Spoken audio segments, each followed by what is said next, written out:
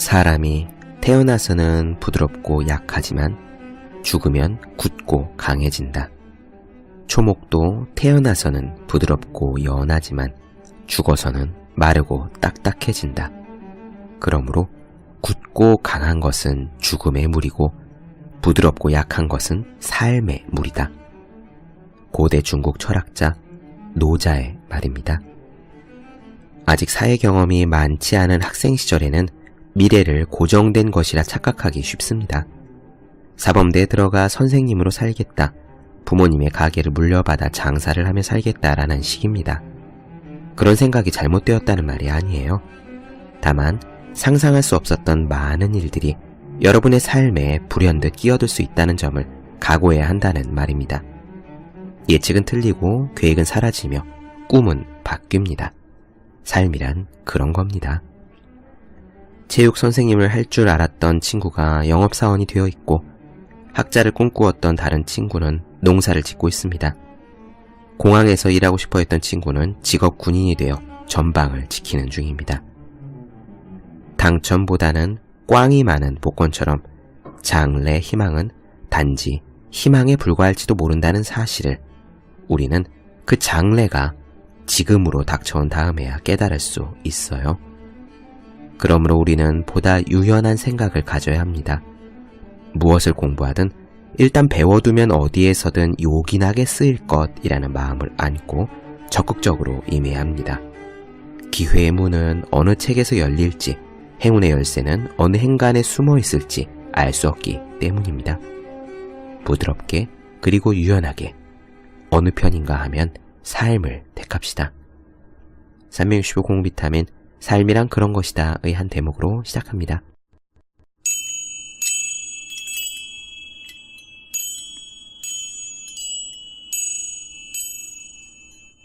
네, 안녕하세요. 본격 공부자극 팟캐스트 서울대는 어떻게 공부하는가 한지우입니다. 우리는 지금 코이케 류눈스케 스님의 행복하게 일하는 연습을 보고 있습니다.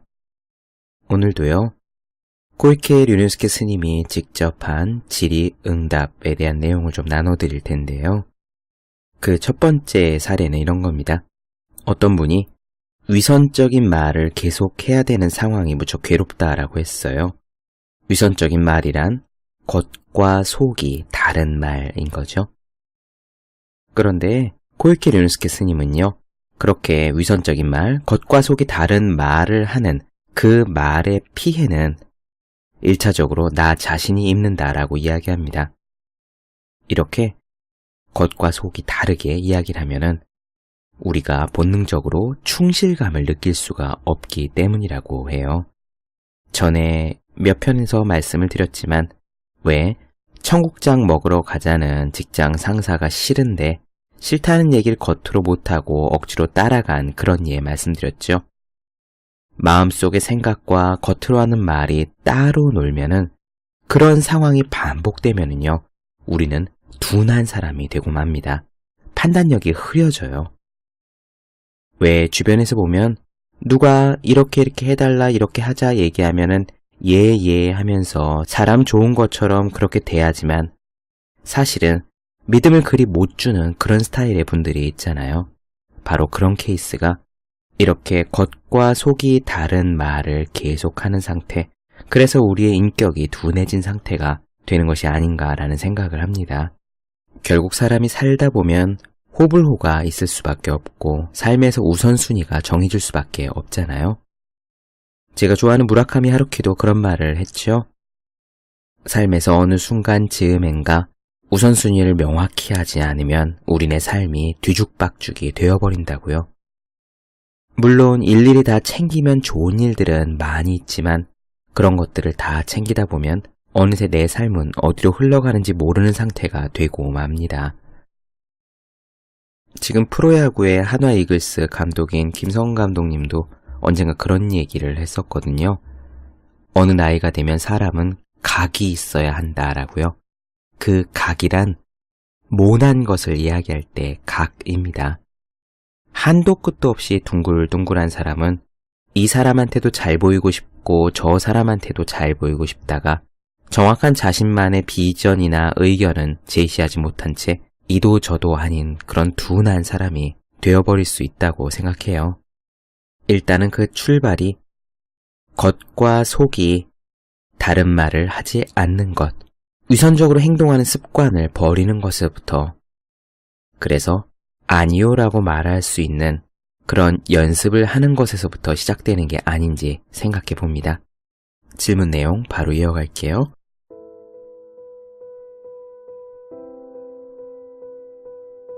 저는 초등학교 선생님입니다. 직업상 학생들에게는 교과서적인 이야기만 해줘야 하고 제 자신도 점잖고 반듯한 사람인 척을 해야 합니다.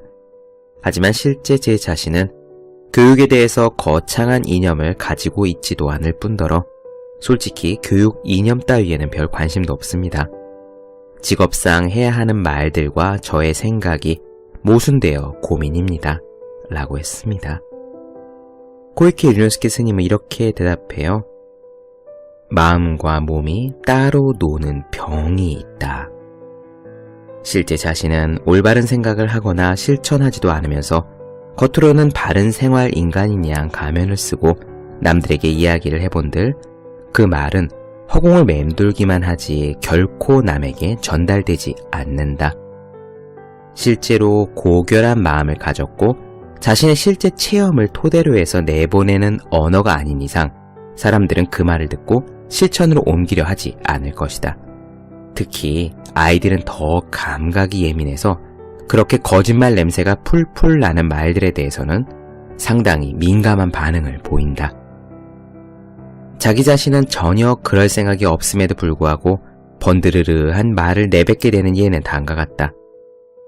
친구들한테는 친절하게 대해야지 라고 말하면서 자신은 타인에게 친절 따위는 베풀고 싶지도 않고 그럴 필요도 없다고 생각하는 거다. 또 공부는 꾸준히 하는 것이 중요해. 그리고 숙제는 매일 빠짐없이 해야만 한다 라고 말하면서도 속으로는 귀찮아 죽겠네 라고 생각하기도 한다. 자신이 내뱉는 말과 자신의 생각 사이에 모순이 있다는 사실을 눈치챘다면 일단 당신은 그래도 상당히 현명하다. 그런 모순을 알아채면 자신의 위선적인 태도에 충격을 받을 수도 있다. 하지만 그 충격의 힘을 스프링 달린 디딤대로 이용해서 자신의 인격을 좋은 방향으로 성장시키는 기회로 삼는 것도 가능하다. 마음이 충실감으로 가득 차려면 마음과 언어와 신체가 완전히 일치되어야 한다. 마음과 언어와 신체, 이것들이 일치되는 것이 가장 중요하다. 그러나 상담자의 경우에는 자신의 마음은 고결한 목표에 대하여 선뜻 다가가지 못하고 있으며 몸 역시 뒷걸음질만 치고 있는데 입으로 내뱉은 말만이 힘차게 공기 중을 떠다니고 있다. 그렇기 때문에 마음과 언어와 신체가 뒤죽박죽되는 것은 잠재의식의 커다란 부하를 가져다 준다. 자신의 마음에 거짓말과 위선적인 말을 하면 할수록 잠재의식에 쌓이는 부하 에너지는 증가한다. 잠재의식이란 깜깜한 영역, 무명의 영역이다. 그곳에서 무슨 일이 벌어지고 있는지, 또 어느 정도 부하가 축적되어 있는지는 흐릿한 의식 센서를 가지고는 알기가 힘들다. 지나칠 정도로 부하가 축적되면 결국에는 축적된 업이 눈에 보일 정도로 쌓여서 밖으로 흘러나오게 되는데 그때서야 도저히 참기 힘든 괴로움을 맛보게 되는 것이다.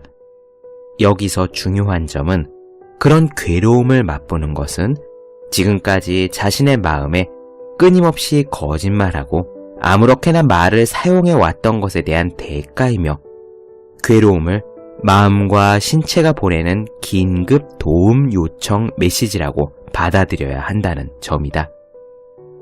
마음과 언어가 일치하지 않는 모순된 태도에 스트레스를 받고 있었지만 보고도 못 본 척하고 덮어두기만 하면 자신이 알지 못하는 어둠 속에서 그 문제는 해결되지 못한 채 더욱 커져만 간다. 그런 부정적인 에너지가 지금 의식 센서에 걸려서 괴로움을 느끼게 된 것이다. 바로 지금을 기회로 삼는다면 당신은 삶의 방식을 바꿀 수도 있다. 선택은 두 가지다. 삐뚤어진 마음에 언어를 맞추는 것, 그리고 고운 언어에 맞추기 위해 마음 역시 곱게 만드는 것이다. 당연한 말이지만 어느 쪽이 당신 자신과 학생들에게 좋은 마음의 연쇄 반응을 불러일으킬지는 뻔하지 않은가? 네, 다음 내용 하나 더 보도록 하지요. 이 편 아주 재미있습니다. 재능, 성공, 그리고 하고 싶은 일에 대한 이야기입니다. 저도 많이 고민한 부분이거든요.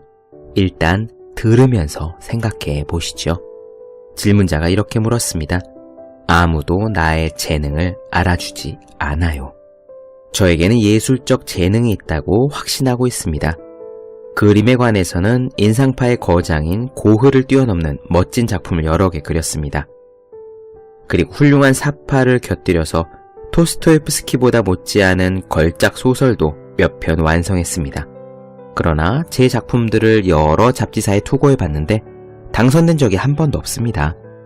예술가를 알아보는 눈이 없는 이 세상에 대해 저 역시 상당한 초조함을 느끼기 시작했습니다.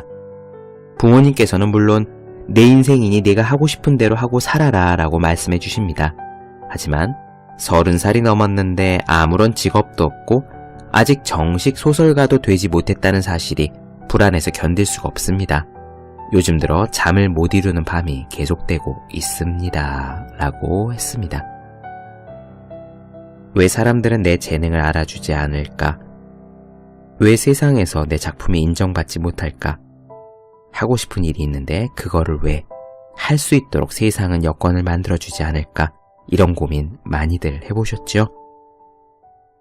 이 질문자는 고흐나 토스토옙스키보다 멋진 작품도 이미 냈다고 이야기하는 걸로 봐서 조금 자기 과장이 심한 게 아닌가라는 생각이 들긴 하지만 어쨌든 고민의 본질에 있어서는 우리 보통 사람들의 생각과 크게 다르지 않은 것 같아요. 이 질문에 대해서 코이케 류노스케 스님이 뭐라고 이야기하셨는지 한번 보겠습니다. 고흐 역시 생전에는 거장으로 평가받지 못했으며 많은 예술가들이 생전에는 제대로 평가받지 못했다. 세상은 진정으로 훌륭한 예술은 이해하지 못한다. 라는 식의 상투적인 말들이 존재하긴 한다. 하지만 당신이 그림이나 소설이 좋아서 단순한 자기 만족을 위해 창작을 즐기는 삶을 추구한다면 몰라도 이게 취미의 문제를 벗어나면 이야기는 달라진다. 예술을 직업으로 삼아 성공하고 싶다면 현재 그 일로 단 한 푼도 벌지 못하고 있다는 현실을 직시해야 한다. 적어도 현재 같은 업종에 종사하고 있는 사람들로부터 당신의 그림이나 소설은 프로의 작품이 아니다라는 불합격 통지를 받고 있는 것이나 마찬가지니까 말이다. 그런 식의 세상의 잣대도 엄연한 하나의 판단 기준으로 삼아야 한다. 비록 나는 당신의 작품을 본 적이 없어서 판단을 내릴 수는 없지만 재능이 있는지 없는지는 평가 기준에 따라 달라지기 때문이다. 당신이 원하는 것이 프로라면, 직업 예술가가 되고 싶다면 사실 죽은 후에야 평가를 받는 건 별 의미가 없다. 몇 년의 세월 동안 변함없이 노력해봤지만 아무런 성과도 얻지 못하였고 남들에게서 인정도 받지 못하고 있다면 적어도 이 세상에서 당신이 하고 있는 일이 예술로 인정을 받거나 당신의 작품이 사람들 사이에서 가치 있는 물건으로 거래되기는 힘들다고 생각된다. 그럼에도 몇 년씩이나 그런 꿈이 실현되기만을 무작정 기다린다는 것은 마음에 상당히 위험한 행위이다. 이렇게 말할 수 있는 건 아무리 지금 타인의 평가 따위는 필요 없다고 허세를 부려봐도 마음속 깊은 곳에서 진정으로 그 꿈이 실현되리라고 확신할 수 있을 만큼 우리 인간은 강하지 못하기 때문이다. 항상 마음속 어딘가에서 역시 이번에도 나는 제대로 평가받지 못하겠구나 라는 자존심의 번뇌가 부정적으로 꿈틀거리며 부정적인 업이 마음속에 계속 축적된다. 그런 현실에서 눈을 돌리고 무리하게 이토록 소중한 나 자신이라는 생각을 관철해도 언젠가는 쌓일 대로 쌓인 부정적인 에너지가 자기 자신을 파멸로 인도하리라는 건 자명한 사실이다. 사실 이미 현 시점에서도 잠을 이루지 못하고 있다거나 불안해서 마음이 안정되지 않는다는 등 여러 가지 증상이 나타나고 있질 않는가? 당신이 유지해왔던 이런 정신적 태도는 결과적으로 앞서 말한 심신의 증상을 만들고야 말았다. 그리고 그런 부정적 에너지를 그대로 담아두면 증상은 더욱 심해질 것이며 이에 그치지 않고 또 다른 재앙을 불러들이게 된다. 지금까지는 내가 당신이 재능이 있을지도 모른다는 점을 굳이 부정하지는 않은 상태에서 이야기를 해준 거다. 하지만 이제는 냉정하게 들릴 수도 있겠지만 정말로 당신에게 재능이 있는지에 대해서도 이야기해둘 필요가 있다. 이렇게 말하는 이유는 이 세상에는 자신의 재능을 지나치게 높이 평가하는 사람이 많기 때문이다. 사실은 50m밖에 헤엄칠 수 없는데 500m나 되는 경주에 참가할 수 있다고 우기다가 물에 빠져 허우적거리는 사람이 있는가 하면 사실 위궤양에 걸렸는데 자신의 위장은 튼튼하다고 배짱을 부리며 많이 먹기 대회에 참가하는 사람도 있다. 이렇게 자기 자신을 제대로 이해하지 못하고 과대평가해버리면 눈앞에 대롱거리는 당근을 먹으려고 안달난 나머지 계속 달리는 말처럼 인생을 헛되이 보내게 된다. 왜 그림을 그리거나 소설 쓰는 일을 반드시 직업으로 삼으려고 하고 있지? 라고 자기 자신에게 한번 물어보길 바란다. 제대로 된 직업도 없이 세상으로부터 인정도 받지 못하고 스트레스를 계속 아는 채 살아가는 것보다는 일단 당신의 마음을 안정시키기 위해서 뭐든지 우선 당장 할 수 있는 일을 시작해보는 것은 어떨까? 도저히 그림이나 소설이 너무 좋아 포기할 수 없다면 다른 일을 하는 중간중간에 짬을 내어서 도전해도 된다. 정말로 당신에게 재능이 있다면 다른 일을 하면서 그림이나 소설을 완성해도 훌륭한 작품이 될 수 있을 것이고 세상으로부터 좋은 평가를 받을 수도 있다. 만약 다른 직업을 가졌다는 이유로 그림이나 소설에 도전할 의욕이 생기지 않는다거나 걸작을 만들어낼 수 없다면 원래 당신에게 그 정도의 의욕밖에 없다는 이야기가 되고 그 정도의 재능밖에는 없다는 이야기가 된다고 생각한다. 그러니 우선은 마음을 안정시키기 위해 두 번째는 정말로 자신에게 의욕이나 재능 같은 것이 있는지 살피기 위해 일단은 다른 직업을 찾아서 열심히 일해보길 추천하고 싶다. 네, 어떻게 들으셨습니까? 물론 지금 시간이랄까 여건이랄까 기회가 있는 경우에는 문제가 되지 않습니다. 이를테면 학생일 때는요, 시간이 많기 때문에 요즘 학생들은 물론 시간이 좀 없긴 하지만요. 어쨌든 학생 시절에는 자신이 앞으로 어떻게 살아갈 것인가에 대해 고민하고 도전해보는 그런 기회이기 때문에요.